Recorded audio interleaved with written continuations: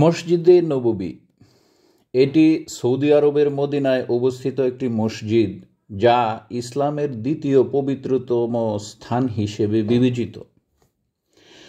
এটি রাসূল সাল্লাল্লাহু আলাইহি ওয়াসাল্লাম কর্তৃক নির্মিত এবং এই মসজিদেই তিনি চিরনিদ্রায় শায়িত আছেন।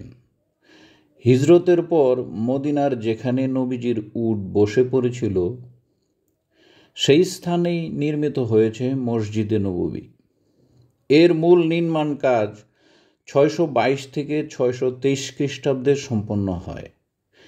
এই মসজিদে এক রাকাত নামাজ পড়লে 50,000 রাকাত নামাজের ছোঁয়া পাওয়া যায়।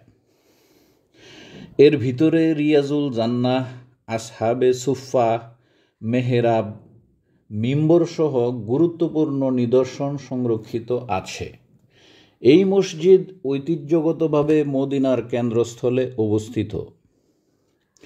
উমাইয়া খলিফা প্রথম আল ওয়ালিদের শাসনামলে সম্প্রসারণের সময় ইসলামের প্রথম দুই খলিফা হযরত আবু বকর ও হযরত ওমর রাদিয়াল্লাহু তাআলা আনহু এর সমাধি মসজিদের অংশ হয়। এই মসজিদে প্রায় 6 থেকে 10 লক্ষ লোক একসাথে নামাজ আদায় করতে পারে। 1279 খ্রিস্টাব্দে রাসূল সাল্লাল্লাহু আলাইহি ওয়াসাল্লামের রওজার উপর গম্বুজ নির্মিত হয় এবং 1837 খ্রিস্টাব্দে গম্বুজে প্রথম সবুজ রং করা হয়। মসজিদে নববী অন্যতম গুরুত্বপূর্ণ ধর্মীয় স্থান বিধায় হজের সময়